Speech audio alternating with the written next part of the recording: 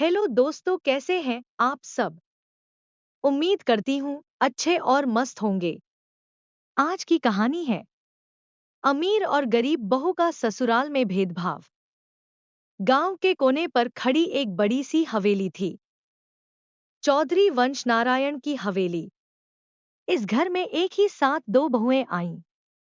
एक तरफ थी शालिनी, शहर के अमीर खानदान से आई, एमबीए पास, जिसकी शादी बड़े बेटे अभय से हुई। वहीं दूसरी तरफ थी सीमा, गांव की मेहनती और सीधी सादी लड़की, जिसकी शादी छोटे बेटे राघव से हुई थी। शालिनी जब शादी के बाद ससुराल पहुंची तो उसके स्वागत में फूलों की बारिश हुई। पंडित जी ने कहा, बड़ी बहू आई है, लक्ष्मी आई है। उधर सीमा अपनी माँ के पुराने बक्से में भरकर लाई थी, कुछ सादे कपड़े, और दिल में भरा था सच्चा प्रेम। लेकिन उसका स्वागत एक थके हुए स्वर में हुआ। अरे, छोटे बेटे की बीवी आ गई। शालिनी को मिला मखमली कमरा, एसी और फ्रिज, और सीमा को एक कोना जहां छत से पानी टपकता था। सीमा मुस्कुराई। घर में आकर लड़की बेटी नहीं बहू बनती है। पर कोई बात नहीं, मैं तो मेहनत करने आई हूं, भोग नहीं। शालिनी ने कहा, मम्मी जी, ये तो बड़ा मजेदार घर है। एसी बंद करते ही लगता है जैसे किसी और ग्रह पर आ गए हों। मम्मी जी बोली, तेरे लिए तो सब लगेगा शाही, तू खानदानी बहू है। और सीमा बस खाना बना दे, समय से यही काफी है। शालिनी की रसोई में विदेशी मसाले, माइक्रोवेव और किचन गार्डन के तुलसी पत्ते तक आते थे। सीमा की रसोई में मिट्टी के चूल्हे की आंच थी और लकड़ी की जलन से भरी आंखें। जहां शालिनी रसोई में डाइट फ्रूट बाउल, सीमा 10 लोगों के लिए आलू की सब्जी और बाजरे की रोटी सेंकती। सासू माँ दिन भर शालिनी से पूछती, बेटा फ्रूट खा लिया, नींबू पानी पी लिया। सीमा से कहती, रसोई साफ नहीं हुई अभी, आटा भी थोड़ा सूखा लग रहा है। पर सीमा के हाथों का स्वाद मोहल्ले में प्रसिद्ध हो चला था। लेकिन तारीफ मिली शालिनी को, क्योंकि उसने इंस्टाग्राम पर प्लेटिंग की तस्वीर लगाई थी। दिवाली आई। दोनों बहुओं को सासू माँ ने अलग अलग चुनरी दी। शालिनी को रेशमी कांजीवरम और सीमा को पुरानी बॉक्स से निकली सिंथेटिक साड़ी। सीमा ने कहा, माँ जी, इसमें भी काम चल जाएगा। शालिनी बोली, मुझे रेड वाला ज्यादा पसंद आता, पर चलो, ये भी चलेगा। सासू माँ ने शालिनी की आरती की थाली सजाई। सीमा को कहा, दिए रख देना जलाने से पहले। लेकिन दिए उसी के हाथों से जले और पूरे आंगन को रोशन कर गए। ससुर जी बीमार पड़े। शालिनी दवाइयां मंगवाकर एक बार देख गई। सीमा रात भर उनके पास बैठी, गर्म पानी से पट्टियां करती रही। डॉक्टर ने कहा, बूढ़े की हालत तो सीमा की सेवा से सुधरी है। पर सासू माँ बोली, हाँ। शालिनी ने समय रहते दवा दिलवाई, नहीं तो क्या होता। बारिश में सीमा के कमरे की छत टपकी। उसने खुद सीमेंट गारा उठाया, राघव के साथ मिलकर खुद मरम्मत की। शालिनी बोली, ओह गॉड, यहां तो कोई सर्विस भी नहीं है। और अगले दिन होटल में शिफ्ट हो गई। लेकिन उसी मरम्मत के बाद जब घर मजबूत खड़ा हुआ, ससुर जी बोले, सीमा ने हमारे टूटते घर को नहीं, रिश्तों को भी थाम लिया है। शहर से रिश्तेदार आए, शालिनी ने उन्हें होटल भिजवा दिया। यहां तो स्पेस नहीं है। सीमा ने अपने कमरे में बच्चों को सुलाकर मेहमानों को जगह दी। वो बोली, गांव में दिल बड़ा होता है, घर छोटा भी चलेगा। मेहमान बोले, छोटी बहू ने बड़ा दिल दिखाया। शालिनी दिन भर मोबाइल में रहती, रील्स, चैट्स, ऑनलाइन क्लासेस। सीमा दिन भर खेत, रसोई और बुजुर्गों के पास रहती।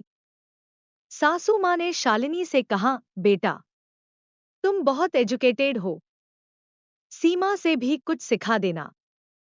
सीमा मुस्कुराई, माँ जी, वो मन पढ़ना सिखाएंगी, मैं दिल समझना। एक दिन शालिनी का फोन गिरकर टूट गया। सीमा ने 2 महीने बचाए हुए पैसों से नया फोन खरीद दिया। शालिनी ने कहा, ये क्यों किया? सीमा बोली, जेठानी है आप, आपके बिना घर सूना लगेगा। सासू माँ हैरान थी, गरीब होकर इतना बड़पन। एक शादी में पूरा गांव आमंत्रित था। शालिनी की साड़ी, मेकअप और स्टाइल ने सबका ध्यान खींचा। पर जब भोज में खाना परोसा गया तो सब सीमा के हाथ की रसोई को ढूंढते रहे।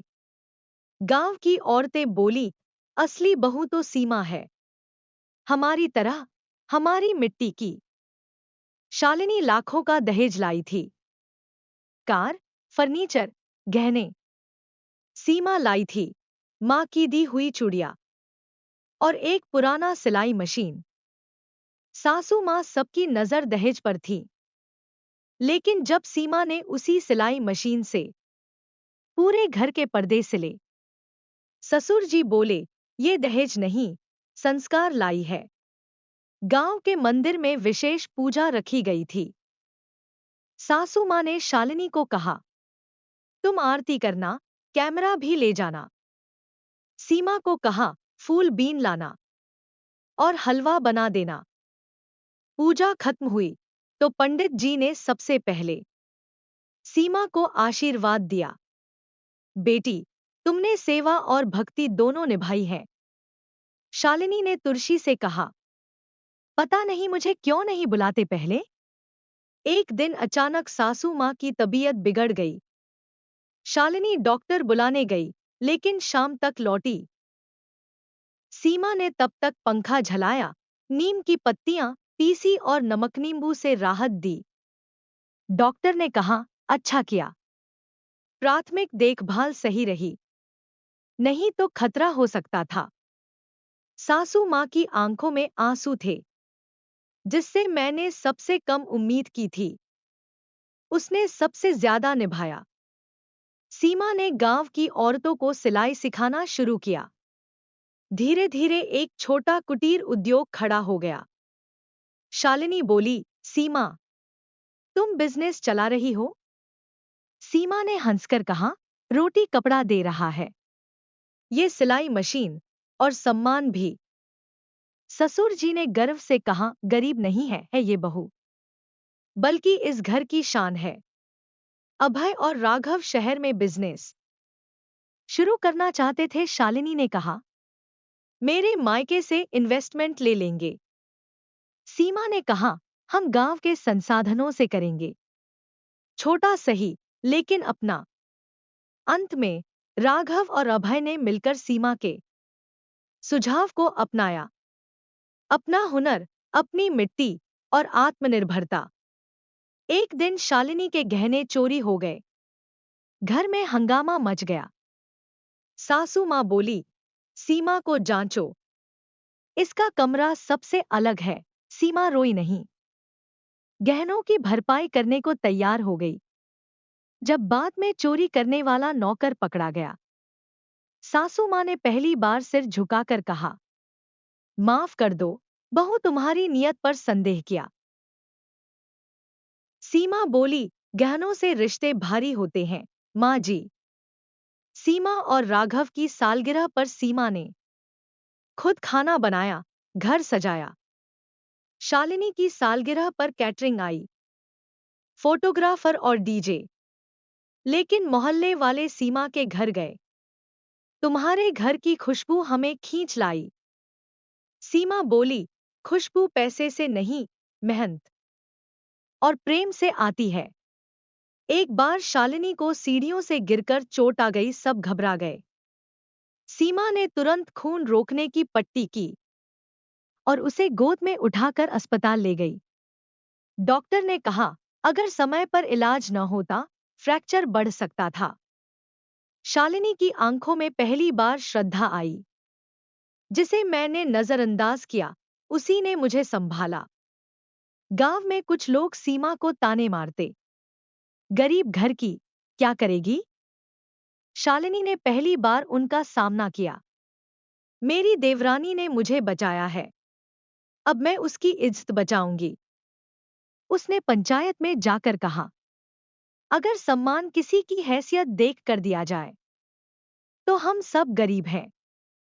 सासू माँ ने एक दिन सीमा को गले लगाकर कहा, बेटी, मैंने बहुत अन्याय किया तुमसे। शायद मैं कभी माँ नहीं बन पाई।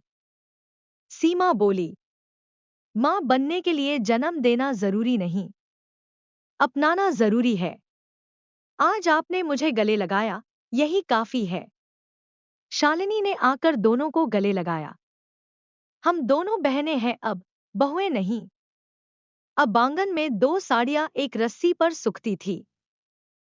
एक कांजीवरम, एक सूती। दो थाल सजते थे, एक में पनीर, एक में सादा दाल, लेकिन प्रेम एक जैसा। सासू माँ ने कहा, अब मुझे फर्क नहीं दिखता, क्योंकि मेरी दोनों बहुएं अब मेरे लिए बराबर हैं। एक अमीर दिल वाली, एक अमीर संस्कारों वाली। गांव की औरतें बोली, इस आंगन में अब कोई गरीब या अमीर नहीं, बस इज्जत और प्रेम है। प्यारे दोस्तों, यह कहानी यहीं पर समाप्त होती है। आपको यह कहानी कैसी लगी? कमेंट बॉक्स में जरूर बताएं। अगर आपको हमारी ये कहानी पसंद आई हो, तो कृपया हमारे वीडियो को लाइक, शेयर और चैनल को प्लीज सब्सक्राइब जरूर कर लें। इससे हमें मोटिवेशन मिलता है और आप तक ऐसी ही प्रेरणादायक और मजेदार कहानियां सबसे पहले पहुंचती रहेगी। प्यारे दोस्तों, नमस्कार।